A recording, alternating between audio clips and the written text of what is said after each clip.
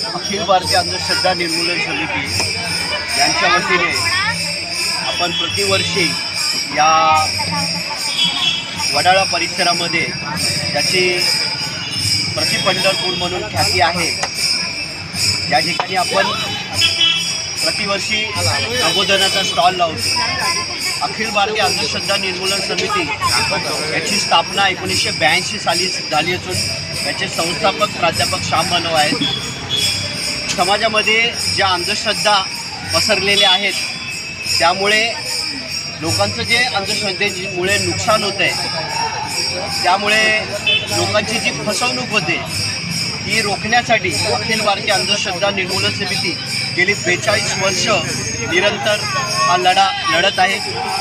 आमचा देव आणि धर्म यांना विरोध नसून देव आणि धर्माच्या नावावरती जे सर्वसामान्य लोकांची लुबाडणूक करतात, फसवणूक करतात, त्यांच्या विरोधात आमचा लढा आहे। समाजामध्ये बुवा बाबा मानसिक शांती यांच्यापासून होणारी लोकांची फसवणूक, त्यांचं जे शोषण ते थांबवण्यासाठी आणि समाजामध्ये वैज्ञानिक दृष्टिकोन रुजवण्यासाठी अखिल भारतीय अंधश्रद्धा निर्मूलन समिती गेली 42 वर्ष हे कार्य करत आहे। आता आपल्याला माहिती आहे समाजामध्ये भूत अंधश्रद्धेची जी सुरुवात आहे ती भूतामुळे होते।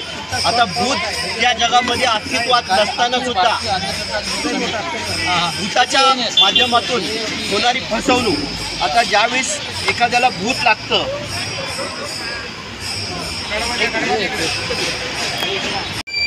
आपल्याला जे लागलेलं असतं ते सजेशनचे भूत, म्हणजे आपल्याला लहानपणापासून एखादी जागा दाखवलेली असे की या ठिकाणी पडीक जागेमध्ये भूत आहे, या नदी नाल्याच्या ठिकाणी भूत आहे। आपण ज्यावेळेस मोठं होतो ते आपण आपल्या माइंडमध्ये तीच गोष्ट धरून बसतो आणि त्या जागेवरून जात असताना आपल्याला वाटतं की मला भूतानी झपटलेलं, म्हणजे आपण आपल्या माइंडला ते सजेशन देतो मला भूतानी झपटलेलं आहे। आणि ज्यावेळेस मांत्रिक अशा प्रकारे जो प्रयोग करतो आणि प्रयोगाच्या माध्यमातून जेव्हा तो आपलं भूत उतरवतो हे सांगतो, ते पुन्हा आपण आपल्या माइंडला तेच सजेशन देतो आणि त्यामुळे ते भूत उतरवलं जातं।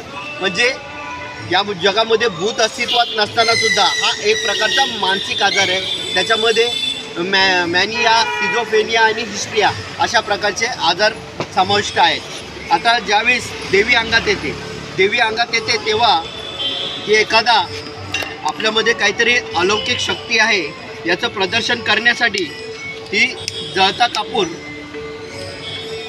अशा प्रकारे जळता कापूर ते रात्रीच्या वेळेस कसे जाणार। मग त्यावेळेस बाबा म्हणतो की ह्यासाठी मला काही मंत्रसामुग्री करावी लागेल, त्यासाठी खर्च आहे आणि 5 ते 10 हजारपर्यंत याच्यातून लूट केली जाते। आणि अशा प्रकारे या जगामध्ये भूत अस्तित्वात नसताना सुद्धा एखाद्याला भूत लागलं आणि आपण त्याला त्या एखाद्या मांत्रिकाकडे घेऊन गेलो, मांत्रिक कशा प्रकारे त्याचं भूत उतरवतो याचं आम्ही प्रात्यक्षिक दाखवतो। या जगामध्ये भूत अस्तित्वात नसताना सुद्धा ते भूत कशा प्रकारे उतरवलं जातं। आता अशा प्रकारे हा तांदळाने भरलेला गडवा आहे आणि त्याच्यामध्ये मी हा त्रिशूळ टाकत आहे आणि मांत्रिक हा प्रयोग करत असताना हे सांगत असतो की मी या गडव्यामध्ये त्याचं भूत उतरवतोय आणि ते भूत उतरवल्यानंतर त्या भूताची जी बाधा आहे ती संपूर्णपणे बरी होणार आहे। आणि अशा प्रकारे हा मांत्रिक गडवा उचलतो आणि आपल्याला सांगितलं जातं की अमावास्येच्या रात्री आज स्मशानात नेऊन काढायचं आहे।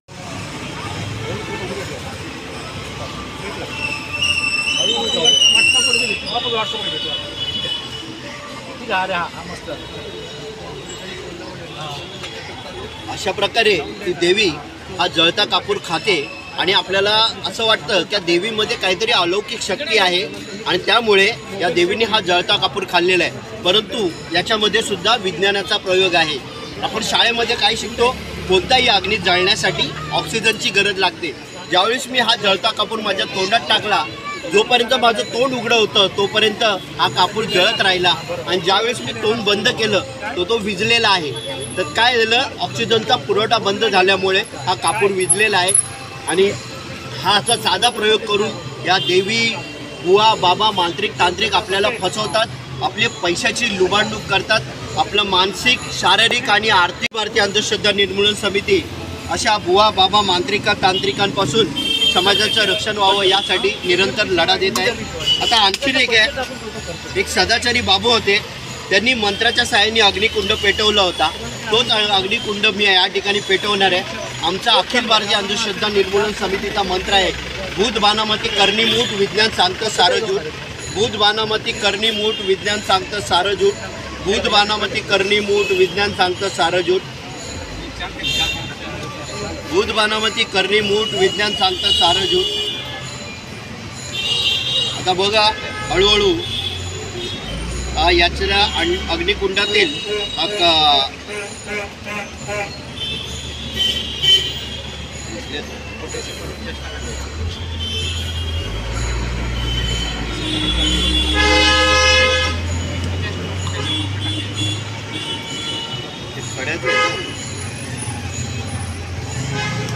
अशा प्रकारे अग्निकुंड जळलेला. यासाठी मी कोणत्याही प्रकारचा माचीसचा वापर केलेला, लायटरचा वापर केलेला नाही.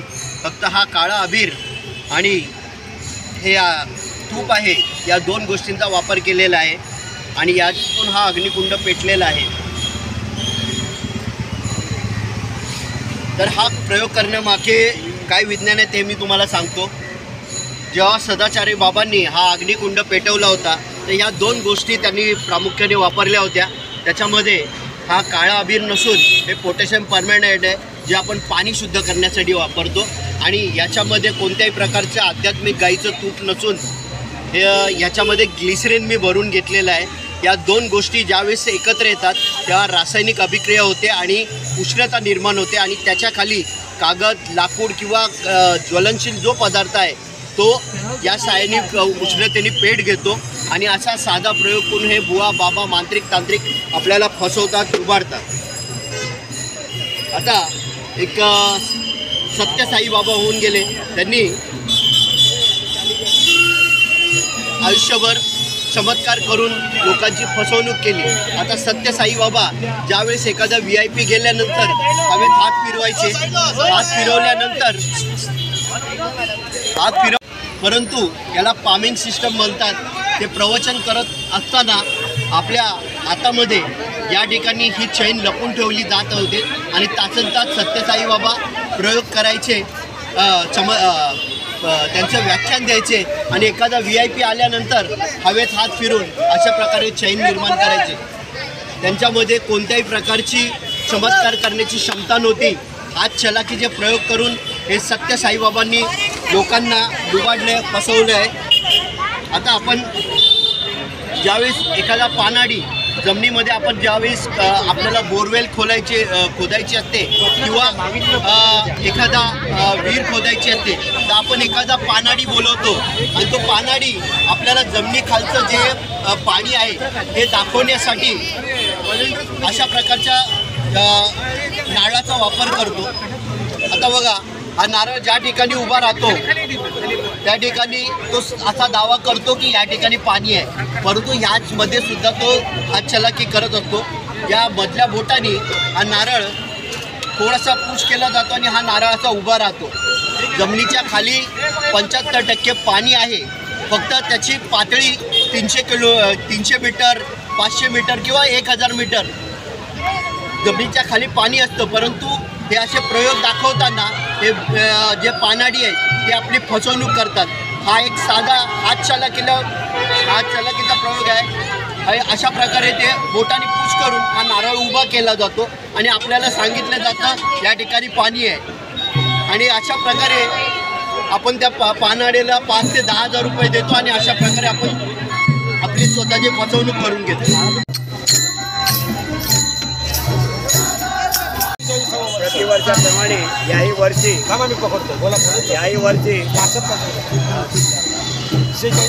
46 वर्ष सातत्याने या विठ्ठलाच्या दर्शनाला आम्ही येत आहोत आणि वर्षानुवर्ष या ठिकाणी उपस्थिती वाढत आहे आणि आनंदाचा सागर म्हणजे या ठिकाणी नवळत आहे. आणि खरोखर या वर्षाची आम्ही वाट पाहत आहोत आणि आज तो दिवस उजडलेला आहे.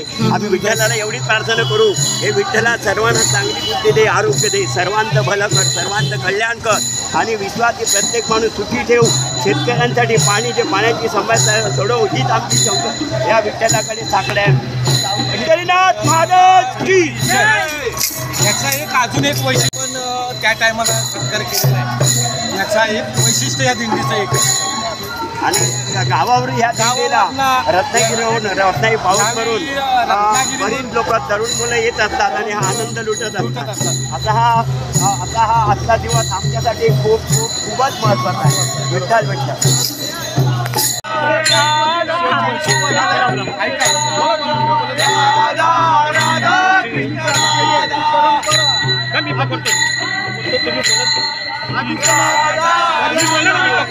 भजन मंडळ प्रभादेवी 46 वर्ष परंपरा चालू राहील.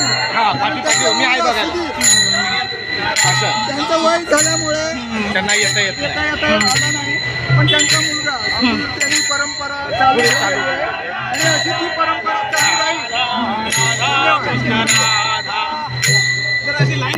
त्या दिंडीला आता किती वर्ष झाले आणि कधीपासून हे झालं?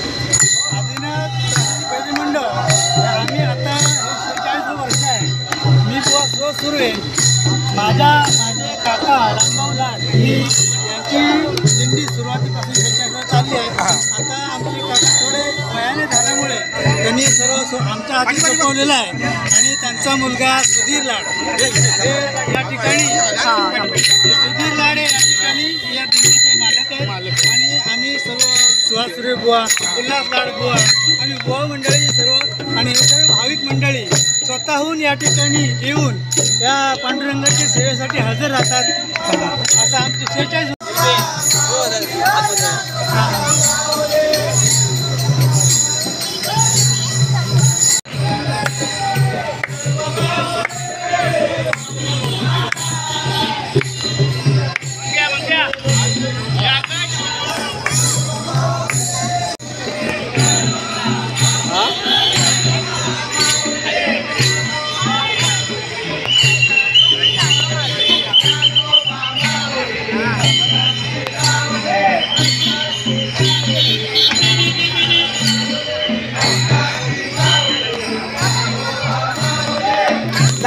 2 मिनिट थांबा